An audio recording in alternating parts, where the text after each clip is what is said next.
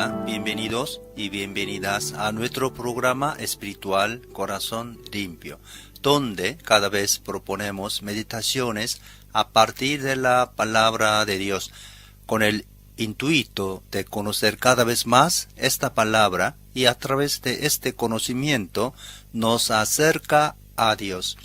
Porque para amar hay que conocer, y para conocer hay que escuchar hablar de la persona a quien queremos conocer y amar.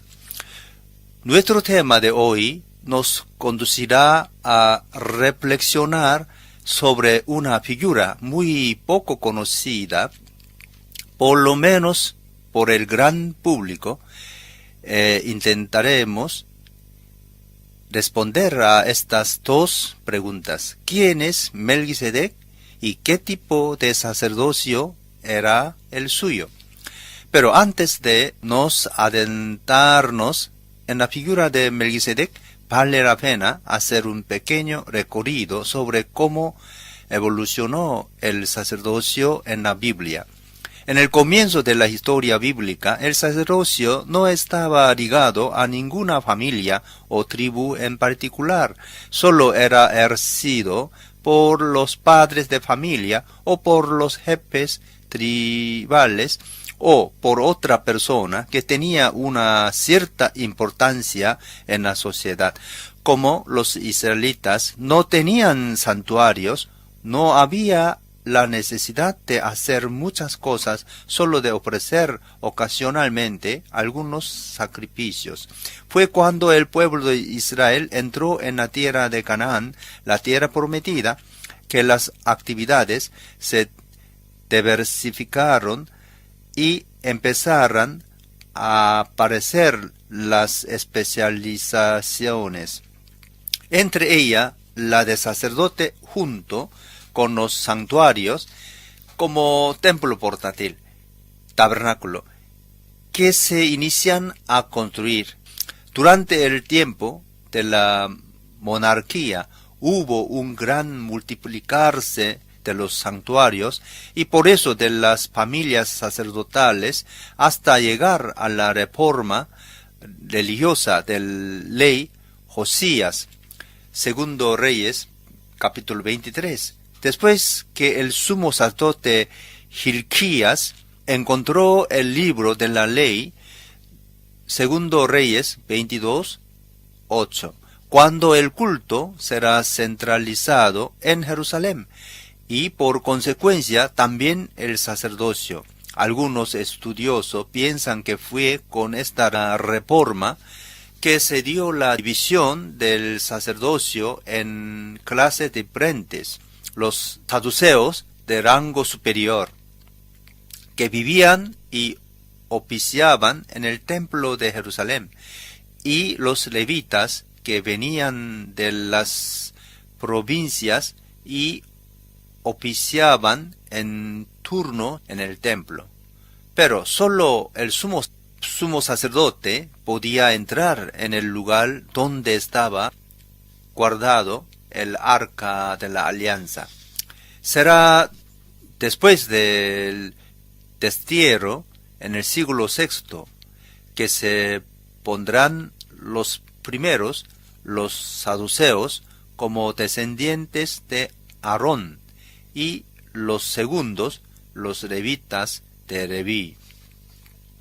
Con la destrucción del templo de Jerusalén en el año 70 después de Cristo, por mano de los romanos, la función sacerdotal desapareció, y estos fueron sustituidos por los rabinos, que explicaban la ley y dirigían la oración en las sinagogas.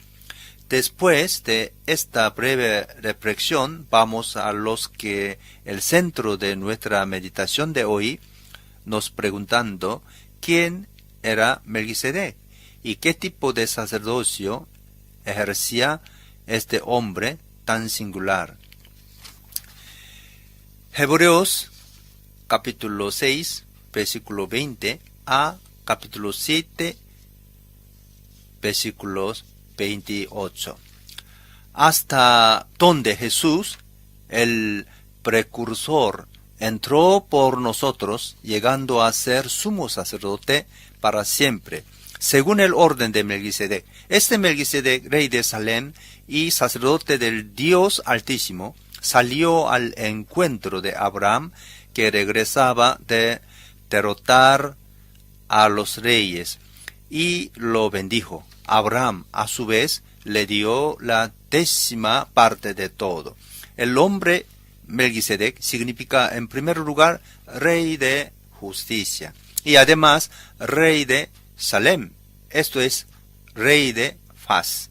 No tienen padre, ni madre, ni genealogía, no tiene comienzo ni fin, pero a semejanza del Hijo de Dios, permanece como sacerdote para siempre. Consideren la grandeza de ese hombre, a quien nada menos que el patriarca Abraham dio la 10ª parte del botín. Ahora bien, los descendientes de Leví, que reciben el sacerdocio, tienen por rey el mandato de cobrar los diezmos del pueblo, es decir, de sus hermanos, aunque estos también son descendientes de Abraham. En cambio, Melquisedec, que no era descendiente de Leví, recibió los diezmos de Abraham y bendijo al que tenía las promesas. Es indiscutible que la persona que bendice es superior a la que recibe la bendición. En el caso de los levitas, los diezmos los reciben hombres mortales. En el otro caso, los recibe Melquisedec, de quien se da testimonio de que vive. Hasta podría decirse que Leví, quien ahora recibe los diezmos, los pagó por medio de Abraham, ya que Leví estaba presente en su antepasado Abraham cuando Melquisedec le salió al encuentro. Jesús, semejante a Melquisedec, si hubiera sido posible alcanzar la perfección mediante el sacerdocio levítico, pues bajo este se le dio la ley al pueblo. ¿Qué necesidad había de que más adelante surgiera otro sacerdote, según el orden del Melquisedec, y no según el de Aarón? Porque cuando cambia el sacerdocio, también tiene que cambiarse la ley. En efecto, Jesús, de quien se dicen estas cosas, era de otra tribu, de la cual nadie se ha dedicado al servicio del altar. Es evidente que nuestro Señor procedía de la tribu de Judá, respecto a la cual nada dijo Moisés con relación al sacerdocio. Y lo que hemos dicho resulta aún más evidente si, a semejanza de Melquisedec, surge otro sacerdote que ha llegado a serlo, no conforme a un requisito legal respecto a linaje humano, sino conforme al poder de una vida indestructible, pues de él se da testimonio.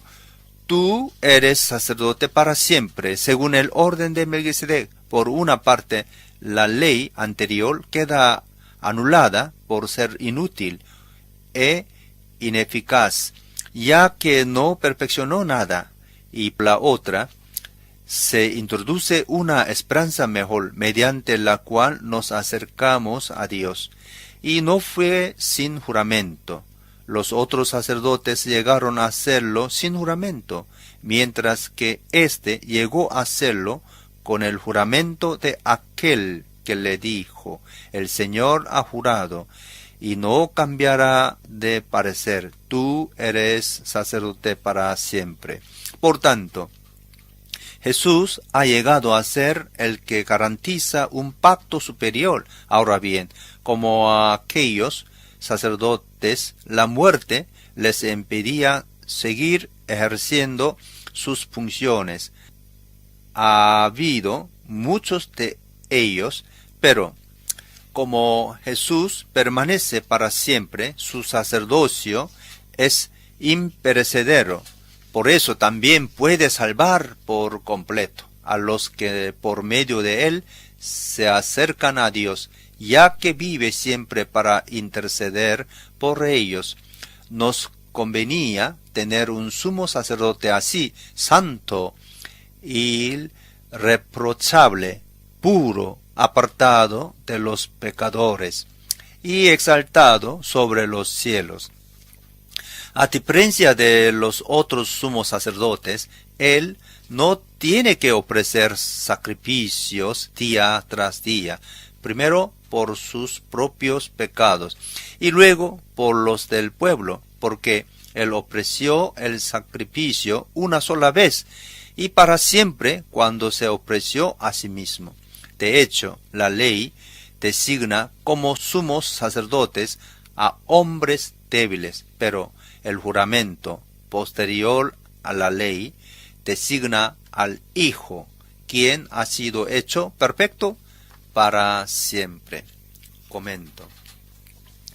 Pocas menciones encontramos en la Biblia sobre esta figura al cuanto misteriosa. El Antiguo Testamento lo menciona en 2 pasos y el Nuevo Testamento en la carta a los Hebreos le dedica algunos capítulos. Veamos.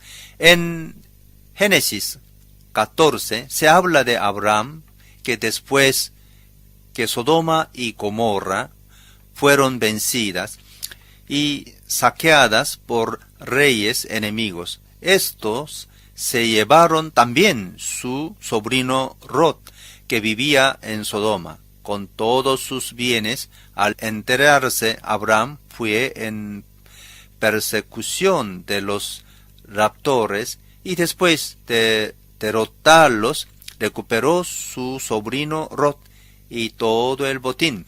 Cuando regresaba de su victoria, Melquisedec, rey de Salem, le ofreció pan y vino y lo bendijo diciendo: que el Dios Altísimo, Creador del cielo y de la tierra, bendiga a Abraham.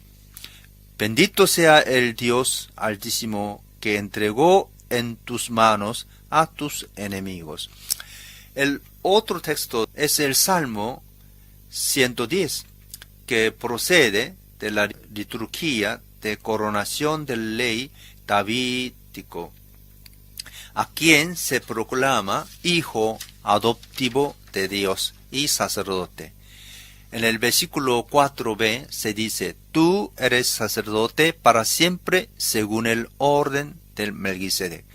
En el Nuevo Testamento encontramos varias menciones en la carta a los Hebreos en los capítulos 5 a 7. Sobre todo en el capítulo 7 entero se hace una amplia descripción del Melquisedec. Se dice que era rey de Salem y sacerdote del Dios Altísimo. Versículo 1. Que su nombre significa en primer lugar ley de justicia y luego ley de Salem, es decir, ley de paz. Versículo 2. Su nombre nos recuerda que la justicia nos trae la paz. Melquisedec nos muestra que es por medio del pan y del vino que recibimos el perdón de Dios, que nos trae la paz. Él es presentado sin padre, ni madre, ni antepasados. No se conoce el comienzo ni el fin de su vida. Y así, a semejanza del Hijo de Dios, es sacerdote para siempre. Versículo 3. Estos títulos se cargan de un simbolismo muy fuerte. En él, la justicia y la paz se reúnen, como podemos leer en el Salmo 85, 11. Presentando a Melquisedec sin padre ni madre, la Escritura lo describe como un ser celeste, a diferencia de otros personajes que son presentados como rasgos genealogías.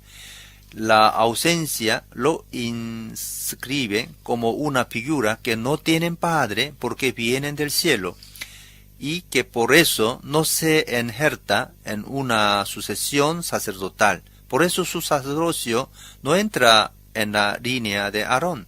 La sucesión de los sacerdotes subrayaba su imperfección. Ellos tenían antecesores y sucesores. No es así para Melquisedec, y por eso será figura del sacerdocio eterno de Cristo. En el versículo 6 se dice que no era descendientes de Leví, que tienen según la ley el derecho de recibir el diezmo de los bienes del pueblo, pero Melquisedec, aún no perteneciera al mismo pueblo, recibió el diezmo de los bienes de Abraham y bendijo al que Dios hizo depositario de su promesa. Por eso se dice en el versículo 7 que Melquisedec es superior a Abraham, porque el que bendice es superior a quien recibe la bendición. En Génesis 17:1, Dios se presenta a Abraham como el Shaddai, es decir, Dios de las alturas, y hace alianza con él, pidiéndole que camine en su presencia y sea perfecto. Los judíos, que tienen como padre en la fe a Abraham, intentaron disminuir la importancia de Melquisedec, pero los cristianos, como leemos en la carta a los hebreos, exaltan en él su ser imagen del sacerdocio de Cristo y la primicia de la apertura de la iglesia a las naciones paganas. Un estudioso de la historia de la iglesia dice que Melquisedec es el gran sacerdote de la legión cósmica, que recoge en sí todo el valor religioso de los sacerdocios ofrecidos desde el origen del mundo hasta Abraham, como vimos en Génesis 14:19, donde se dice que él es el sacerdote del Dios Altísimo, que hizo el cielo y la tierra. Él conoce a Dios no por el nombre con el cual éste se revela a Moisés, Yahvé, sino por el nombre de Dios Creador, él que es conocido por sus acciones en el mundo. Por eso, Melquisedec es sacerdote de esta primera religión de la humanidad, que no es limitada a Israel ni al templo de Jerusalén, sino que abarca al mundo entero. Él no ofrece sacrificios expiatorios con la sangre de toros y animales, sino que ofrece la pura oblación del pan y del vino, que es el sacrificio de acción de gracias. Esto recuerda la última cena, donde Jesús ofreció su cuerpo y su sangre como agradecimiento a Dios en sacrificio perfecto.